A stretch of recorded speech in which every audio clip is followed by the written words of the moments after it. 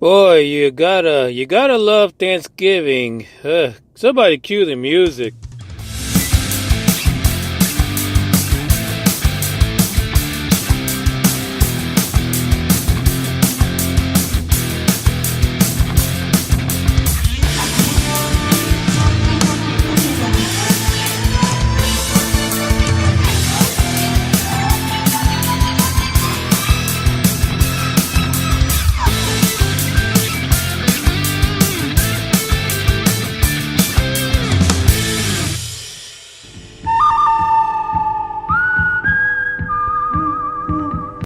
Today, UFO Buster Radio is brought to you by the good, the bad, and the ugly, because we've got them all to you, for you to view, to listen to whatever. I'm still in a turkey drunken state, to be honest. That's why there was no show yesterday, because honestly, I was so turkey drunken yesterday that I was waiting to see if InSight was going to blow up, but nothing exciting like that happened. It actually landed. And actually, if you go into the news, if you go into news articles, which I've got a few articles for you, but not about InSight. Well, there is one about InSight, but we'll talk about that in a second. But the InSight, it didn't blow up, but the people at JPL had a cute little touchdown dance. You guys have got to see this. At first, I thought it was going to be something like that game that the kids play nowadays. What's the name of that stupid game? You know, where they do the weird dance and all that kind of stuff. But it turns out that it wasn't that. It was more like a touchdown celebration. It was kind of cute, JPL. Thanks for sharing. No fucks given. I could have done without it. But the InSight lander has landed. And the first picture it sent needed like a wiper because you couldn't see a damn thing out of the glass from the camera picture it was taking. But the last one today, about 6-7 hours ago, that they shared with the world, has a nice clear view. Now, basically, the planes where the damn thing is gonna drill holes into Mars. How exciting! I am so beside myself with this story. It's amazing. I mean, we have done some incredible things when it comes to NASA in the last couple of decades. It's a miracle we haven't had any significant discoveries. And that's going to be just a little dramatic pause. Anyway, just to come back to the constant trolling on YouTube.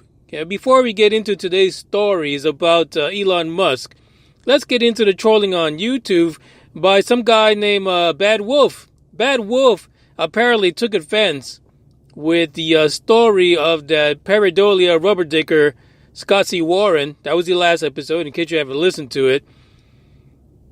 And Bad Wolf took offense that I called Scott C. Warren a rubber dicker. If there's anyone that follows ufology and the nonsense that Scott C. Warren puts out, then you would know that Scott C. Warren is absolutely the poster child for what a rubber dicker is. Now, I don't know if they just don't like the term rubber dicker. And as a matter of fact, they took offense to the fact that I use it on every show. They don't like my catchphrase. Maybe rubbing a dick means something different for them. I don't know. But I'm talking about a rubber dicker. And that's an individual that brings ufology bad shit all the time. And that, my friends, is Scott C. Warren.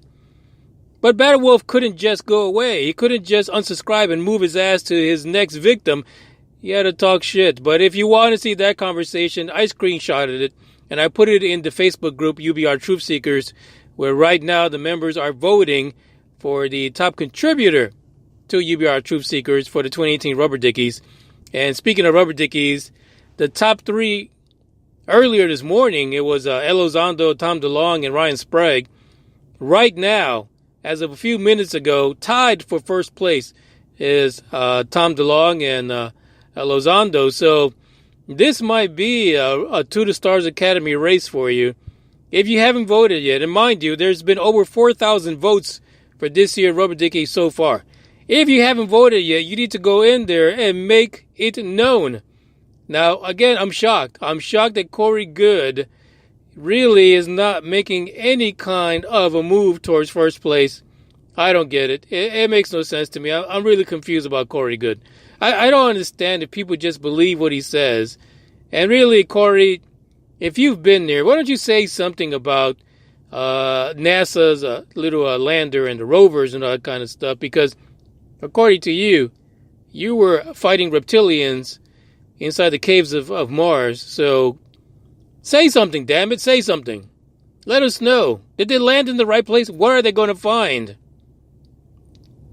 Anyway, this whole thing with Mars is just really strange. And the news stories that we have today, as you can see from the title, have to do with Elon Musk.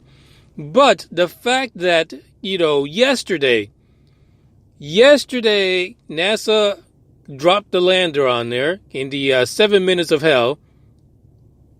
And Elon Musk is predicting he's going to charge people about $200K to go to Mars, albeit a one-way ticket, of course, to try to colonize Mars in 2024. So why are we dropping a lander? And not even that. In 2022, he says there's going to be a supply ship going up there to drop supplies, before everyone gets there, to start colonization. But we just landed a lander to drill like a small 1-inch hole into the rocks of Mars to find out who the fuck knows. But it's apparent that Elon Musk does not give two fucks about the lander, NASA, or anything else. He's going. He is going to Mars, and he doesn't give a damn. And that's what today's story is about, because earlier today, Elon Musk pretty much said, I'm going to Mars. There is a 70% chance I'm going to go. Fuck, I left for Thanksgiving. I can't talk worth a shit today. So anyway, yeah, he says about the total ticket cost, about $200,000. He was in a conference out in Mexico, and he says, hey, listen up. I am going to put the price at about $200,000, which is the price of a house in a typical United States market.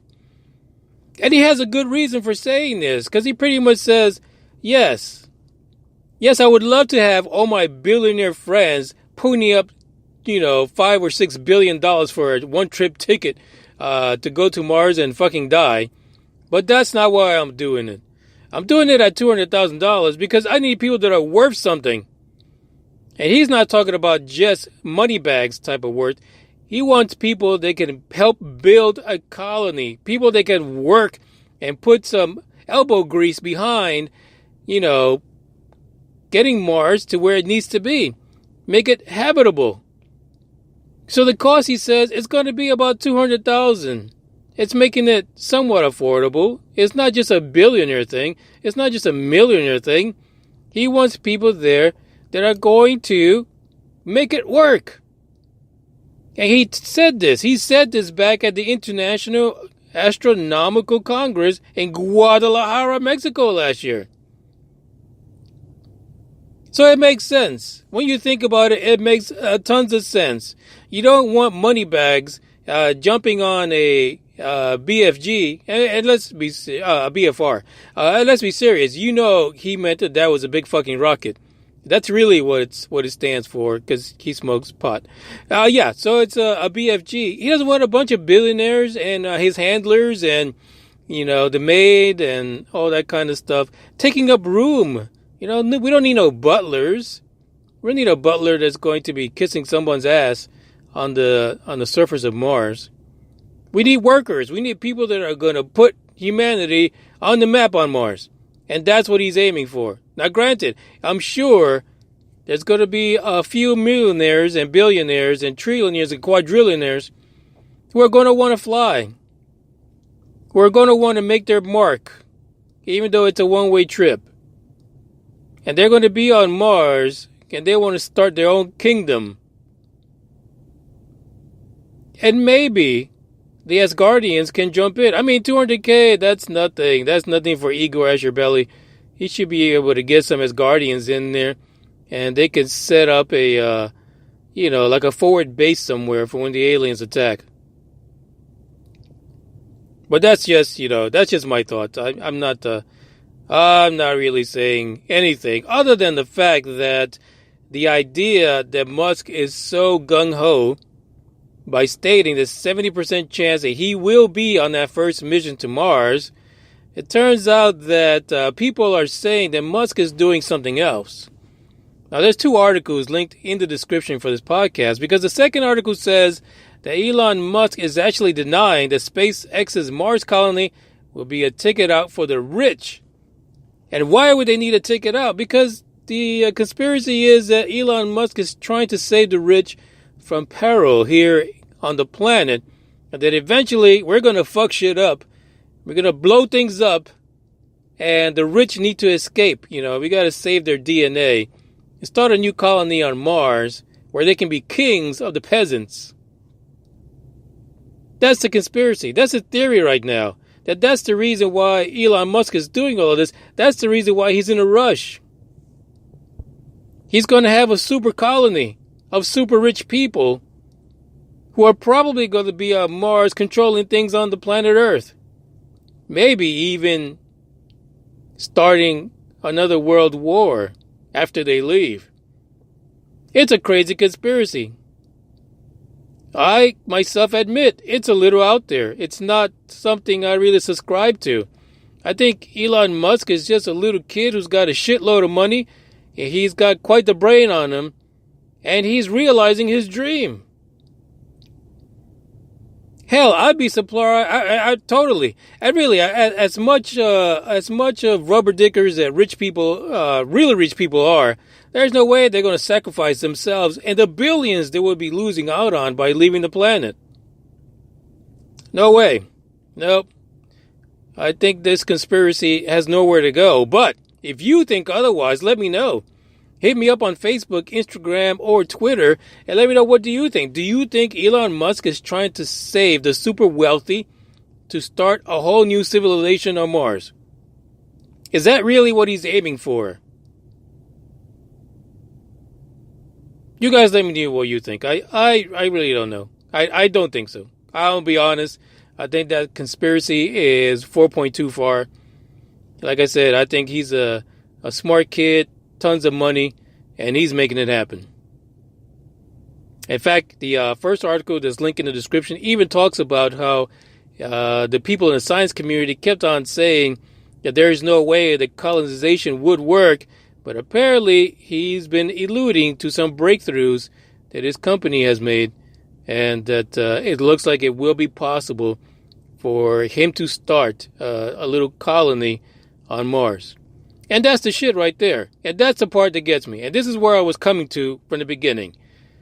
We just landed a lander. We've had rovers up there, and Lord knows what else got crashed on there.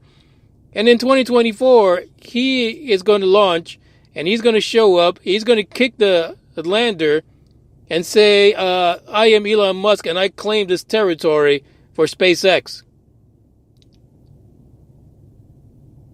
Where did we go wrong when it came to these companies that are run by the government? These, well, companies, more like organizations. Where did we go wrong with JPL and NASA?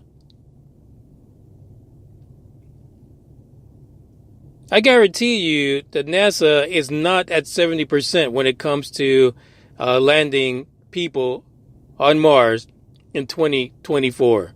Mind you, folks, 2019 is around the corner. If you think that Elon Musk is really trying to save the super wealthy, let me know. Shoot me a message. DM me if you can. I really want to know what you think. Personally, I don't think that's what's happening. Lastly, the Rubber Dickies ends in 3 days.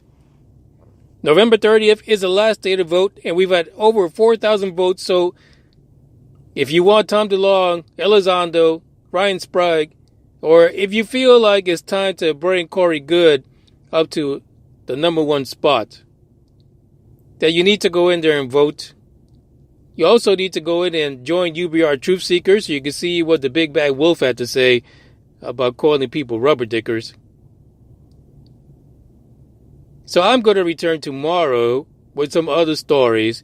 But lastly, if you want to land a NASA lander on Mars, there is a third link in the description which takes you to an online game that was put together by the website Wired.com. And I guess if you're on your mobile phone or tablet, you can try to land a lander on Mars and see if you blow the shit up. It's cute. I mean, what else can you do, right? You can't let JPL have all the fun. This is Manny Moonraker. I am signing out. I will talk to you tomorrow. Sayonara, muchachos.